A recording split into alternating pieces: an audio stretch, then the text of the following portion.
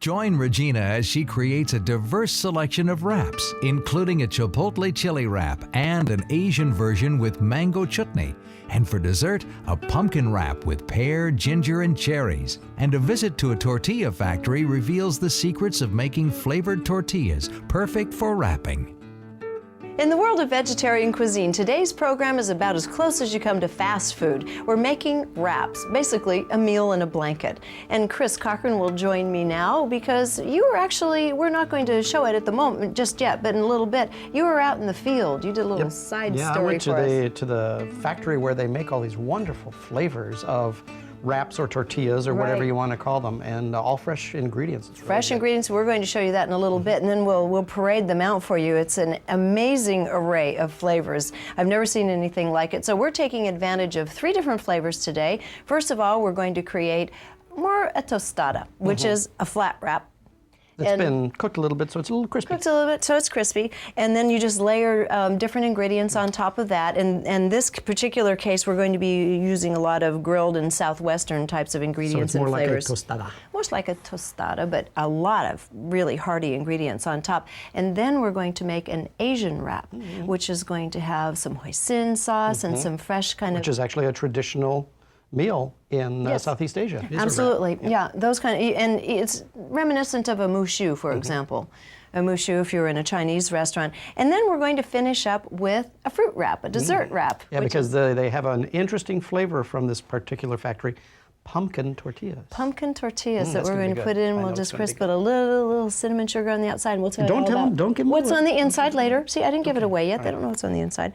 But we're going to start out with grilling some vegetables. So why don't you throw these on? Start the grill. Why don't you go ahead and start the grill, and then I'll start the Spanish rice, because this is my mom's Spanish rice recipe, and it's very simple. And I think still probably my very favorite Spanish rice recipe ever. It has one secret ingredient in there. It doesn't have a lot of exotic spices in it. Want to make it interesting and flavorful, but still kind of keep true to some ingredients that you can generally find in the grocery store and that you're comfortable with in the kitchen. So we'll let these grill for a few minutes, and then we'll start Mom's Spanish rice. Okay, Chris has finished grilling the vegetables, and we're going to begin putting the Spanish rice together. And this can be used at the base of burritos, or just, as I said, I like it as a standalone dish with a little salad. Oftentimes, that's dinner for me. And we're starting with some onions and some bell pepper, sizzling them for a moment. And once they get softened up a bit, I'm going to put a little bit of oil in them, and then the rice, and coat the rice in the oil before we add the liquid ingredients. And in this particular wrap, we're also using beans. I have these beautiful scarlet runner beans that plump up nicely, have a wonderful flavor and texture.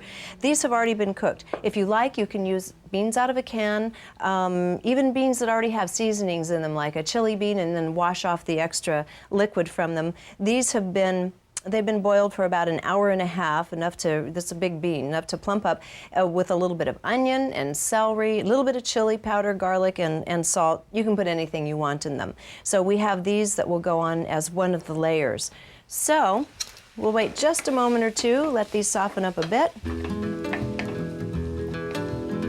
Okay, these are softened up, and we'll add a little bit of olive oil and the rice quickly.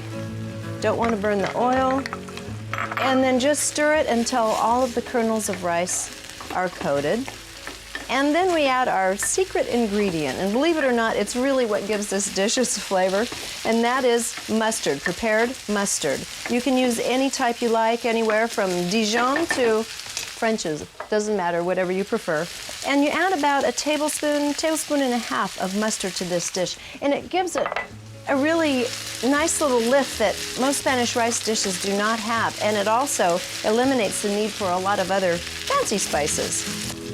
Put some tomato sauce in, and you want to use out of it, about 2/3 of a cup of it. And then, Chris, we're going to need about 1.5 cups of water. And while he's getting the water, I'll go ahead and put a little salt and pepper in, about 1/2 teaspoon of salt, and a generous sprinkling of black pepper. Ready for the water? Yeah, go ahead and pour that in. Put the pepper in. And we have Mom's Spanish rice. Ooh, does that smell great? Yum. Okay, Chris, and you've already done up a couple tortillas, and this particular one is the chipotle pepper tortilla. And I like the flavor of this because it has the chipotles are smoked jalapeno pepper. Yep. It's not quite as hot. It's got a little bit of earthiness to it. Mm-hmm. A little bit of earthiness to it. We'll put a little Spanish rice down as the first layer. And so then we put some of these wonderful Scarlet Runner beans on there. Now a layer of our grilled vegetables. And then we're using my good balsamic vinegar. Expensive stuff. Yeah, I don't trot this out very often. So we're just going to drizzle a tiny bit of this mellow, That was more than tiny, that's but a that's tiny okay. bit. It'll taste great. Oh, I didn't mean to waste you. Okay. Waste? I'm going to eat that. Okay. That's not wasted. And then a little bit of, A little salt. of course, salt. A little bit of salt and pepper for these, because these vegetables had nothing but a little bit of olive oil on them. Okay, and then Pretty it up some with some cheese. I'm going to put a little bit of mixed, finely grated cheese on there. You can use any kind you wish, or you can eliminate it entirely if you don't eat cheese. I'm going to put a Vidalia onion salsa in some sour cream and finish it off with some tomatoes, and voila. Pretty. And It is tasteful. pretty, and tell me that is not a meal on a blanket. Oh yeah, that's more than a meal. Okay, and now we're going out to the tortilla factory where Chris visited with the manufacturers of these beautiful tortillas. And are you going to show them all of them there, or should we do that when we get back? We see them all there. You see them all there. Okay, have fun.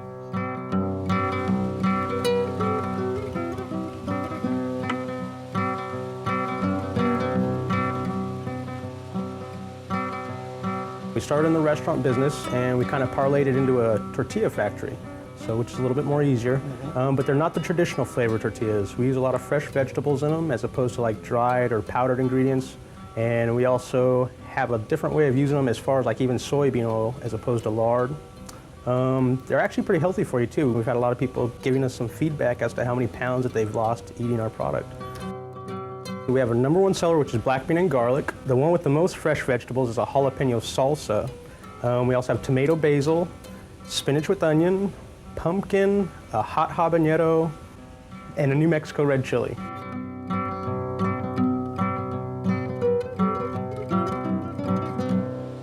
We start out just like a basic flour tortilla, flour, salt, a little bit of baking powder, and we end up using a lot of the freshest vegetables that we find on the market. Some fresh spinach, fresh onions, tomatoes, cilantro, a lot of jalapenos, very few dried ingredients. We do use some chili pepper, which is, we get those all the way from Las Cruces, New Mexico, in order to make our New Mexico red chili pepper one. We use a lot of fresh fruits as well. As we've made a couple of orange flavored ones, and we've also made a citrus flavored tortilla for a couple of our special clients. And after we have the dough processed, we have a machine that actually weighs them and puts them out in certain quantities, like 2-ounce little balls, I guess is what you'd call them. But it puts out the 2-ounce little dough pieces, and we have what's called a tortilla press, which is an automatic belt-driven tortilla machine, and it puts out approximately 60,000 tortillas a day. So you do 6 at a time, and once the press has pressed them out, they roll off the press onto a conveyor oven, which cooks them at about 325 degrees for about 15 seconds. And there from the conveyor oven, they slide onto a little ramp off onto the cooling conveyor, which is a series of fans and conveyor belts that actually cool the tortilla off enough to be packaged. And once it's packaged, it's ready for the store shelves, and we just slap the label on and head it out the door. We try to stick with as much fresh vegetables as we can. We have a tendency sometimes to want to revert back to like canned or frozen vegetables, but that doesn't seem to work as well for us. A lot of our customers have a tendency to comment on how flavorful our tortillas are, and I believe that's because we use a lot of the fresh vegetables in them. If you take a look at some of these, you can even pick out some of the fresh spinach, maybe even some of the fresh cilantro and tomatoes and onions. As far as even flavorful, they say they could eat them almost by themselves. That's how flavorful they are. So I think that's what differentiates us from some of the other competitors. And healthy too. And healthy also, definitely. Well, before we begin this Asian wrap recipe, we need to decide which of these tortillas, you just had a little tour of them, and they're all fabulous. And they're multicolored too. They're multicolored, and then this one you already saw. This is the tomato with basil, which has a really This has a nice scent to it. Probably More tomatoey than basil-y. more tomatoey than basil-y. And here's the black bean, And which an is onion, or a black bean and garlic. black bean and garlic. This is kind of mild. Actually, this one I think we're going to go with this for a couple of different reasons. I think the greenery in It's kind here, of Asian looking. it is Asian looking. It lends itself to, look, it almost looks like rice paper. The little flecks of The little flecks of spinach. spinach. These are absolutely beautiful. And also, they're a Very little thin. larger and they're paper thin. I love a thin handmade tortilla. They're very difficult Good to find actually these roll days. up with. Oh, yeah. So what we'll do is wanna use this probably, one? yeah, I'll let's take go this away. ahead and we'll use the spinach. And then, Chris, I'm going to have you heat these up in just a little bit of plastic wrap then, because we want to get them steamy warm so that they're very malleable when it comes time to put this all together. So we start out by sizzling, I should say, our vegetables, and I'll introduce the vegetables to you in just a moment. And again, we'll put them in a little bit of broth or water, because you don't have to have broth for this one. If you choose to use water, that's okay, because we're putting in something that has a real wallop of flavor in it. Here we're going to be using some green onions, some matchstick carrots or julienne. Same thing with jicama. Jicama is often used in Southeast Asian cuisine, and it just has a little bit of crunch and sweetness and absorbs whatever flavors you're pairing it with. And then again, some portobello mushrooms. We seem to be heavily into portobellos these days. And then we're going to top it off with a little bit of freshness and crisp from the greens. But after we begin sauteing this, the flavor is going to come from the use of hoisin sauce. Hoisin is really a handy thing to have around if you're doing any Southeast Asian cooking. In fact, you can take an ordinary dish, throw a teaspoon or tablespoon of this in, and you have something exotic from Southeast Asia. And we'll go ahead and add the carrots and the jicama. And these will take a little bit longer to soften up than the green onions, so we'll let those go first for just a couple of minutes. And now we'll add the green onions. It's just been a minute or two. You don't want to get this one, you don't want to overcook it. So we'll let this go, adding just a little bit more broth for another, minute and a half, and then we'll add the hoisin sauce and set it aside and begin the portobellos. Okay, we're going to add the hoisin sauce now, and a little bit goes a long way. And again, you need moisture in here because this is nice and thick. If you let all of the moisture evaporate, you're going to have some pretty sticky ingredients because it has sugar in it. So of course this is going to make it stick to the skillet. And all you need to do really is cook this for about, 60 seconds. Just enough for the flavors to permeate the vegetables. There we go, and I think we should just about have it. So I'm going to clean out the skillet and then we'll do a very quick saute on the mushrooms. Okay, I'm going to just brush a little bit of oil in the bottom of the pan and then start the portobellos. And actually, you can put a lot of fresh garlic in this dish too if you wish. Pretty much develop it any way you wish. Okay, and then just enough so that it doesn't stick to the skillet on the oil. A little salt and pepper over the top of the portobellos, and they'll saute for just a couple of minutes here, and we'll be ready to begin assembling the wrap. And the mushrooms are off, and we'll add just a little bit of shoyu sauce to this whole thing. And there are a lot of options. When you add the hoisin sauce, you can add ginger, garlic, you can add chili flakes to really pump up the flavor. The reason we didn't do that today is because we have another ingredient coming up to finish this off, which has a lot of those flavors already embedded in it. So we're going to have enough flavor. I didn't want the flavors to compete too much. So, Chris, you have some apple? This is, we're going to finish this up. Finely chopped apple, and then we have here a mango chutney that has a lot of spices in it. Has yeah, you can smell that. A lot of ginger. The whole thing is smelling. Yeah, and just to give this a little freshness, a little more crisp quality, we're going to add, and a little sweet. We're adding some finely chopped apple, fresh. That'll go good with the Yeah, I think it's going to go really well. And add that in with the chutney, and then we'll be finishing this off with, actually, we'll need that lettuce back, if you don't mind. And I'll begin assembling this. You just want to put the, let's use this one, vegetables in vertically.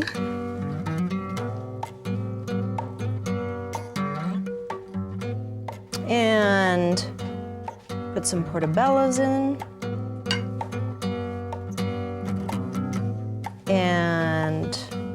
Chris, are you having a hard time finding it over there? Oh, there we go. Okay. Some fresh lettuce. Lettuce will be last. And then we're putting mango chutney with fresh apples in the top. And you got a lot of flavor and a lot of really nutritious ingredients, and if you're fat conscious, very little fat. And voila, we roll this up now. And yet another type of meal in a blanket. And now we're going to go to our healthful libation and cool this whole thing off with our version of an orange Julius. It was a frothy, vanilla-y orange drink with fresh orange juice. We'll be back in just a moment.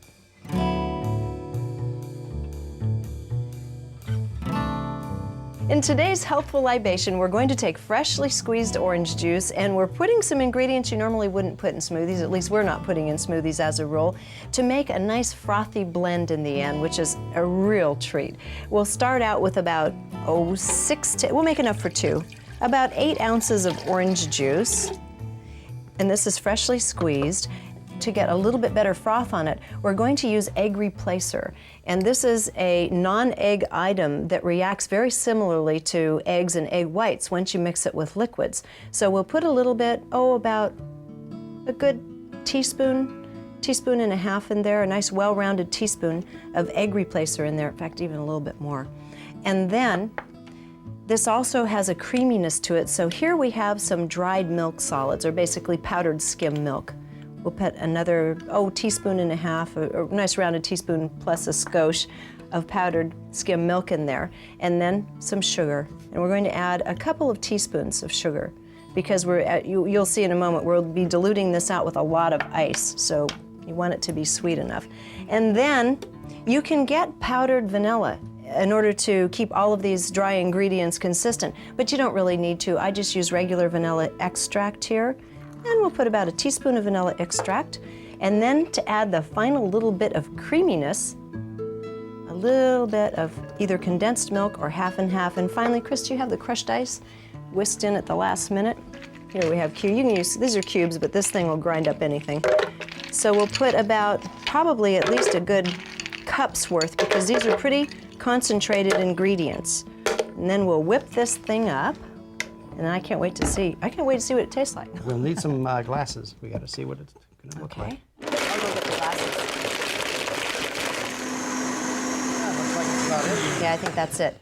And it does. It's kind of like that childhood favorite 50-50 bars, dreamsicles, whatever you want to call them. It's that in a blender. Let me smell that just real quick. Oh yeah, it's smelling good. Yep, that's it. And that's what you get. It's that nice frothiness comes from the combination of the shaved ice or the ice and the egg replacer. Otherwise, you'll find that if you don't use egg replacer and you use just a regular egg, or you omit it altogether, you'll find that it very quickly begins to separate. So let's see what we have here. Oh, the smell is half of it. Tell me that's not like the real thing. That's it. Anyway, this is today's healthful libation. You ought to try it. The kids love it. So do we.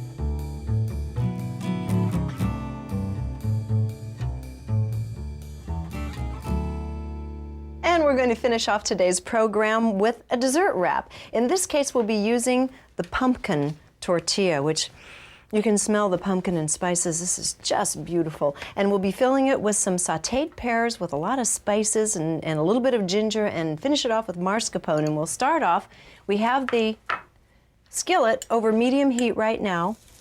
So we'll put some butter in and immediately start putting the pears in.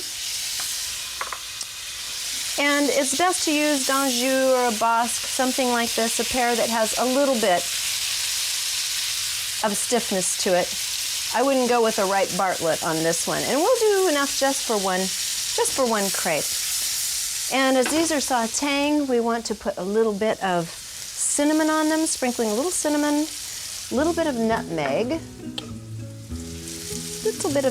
and then I'm going to put some ginger in here and just let the ginger sort of move around in the butter alongside this. And as we stir this around, we'll get just a little hint of fresh ginger in with this. And I only let them cook literally for about a minute on each side.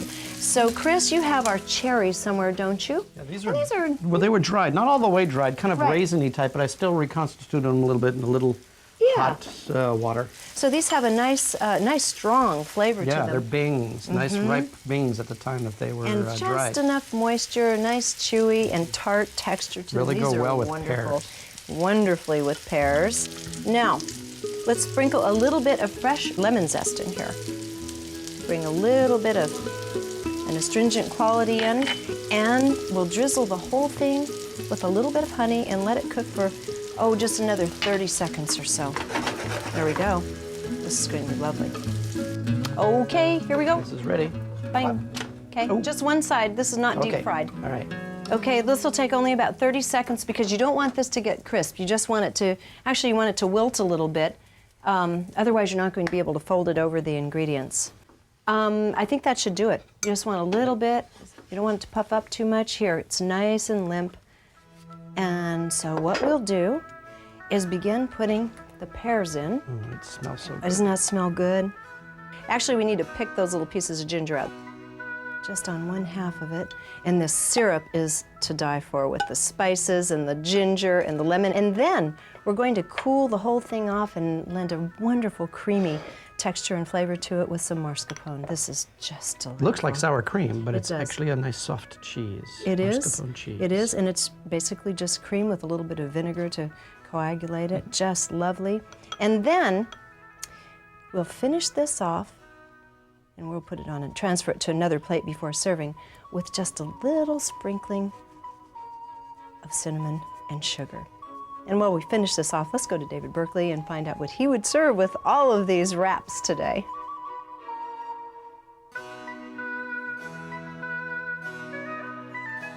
Regina, the excitement for wraps is a new trend in foods, and the public has enthusiastically embraced it. So I'm going to suggest, well, wines that are made from grapes that may be new to many.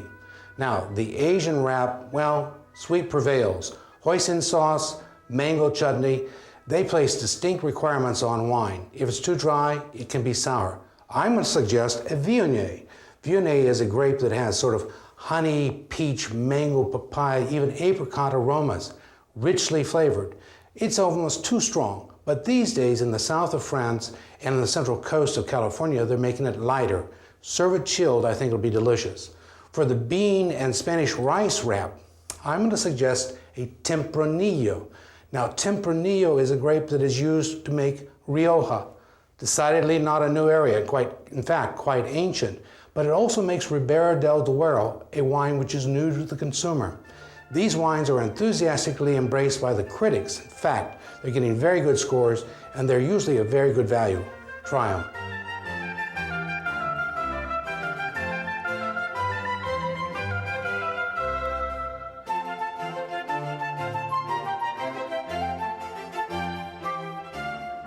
Now, I've tried every single one of these dishes today, and I judge every one absolutely wonderful. But I did hear in the other room that one of the recipes came to you in a dream. Yes. No, it's true. Last night. Which one? It was funny because this morning when everybody was prepping the ingredients, I said, did I tell you about the apples in that one and the chutney? And no. And then I stopped. I thought, wait a minute. I dreamt about that last night. I didn't tell anybody because I wasn't walking around in the real world. Well, here. your dreams came out wonderful. Yeah, it worked out. I guess this work has gotten to me. Anyway, until next time, Sunday. To find out more about Regina's Vegetarian Table, visit our PBS website at pbs.org.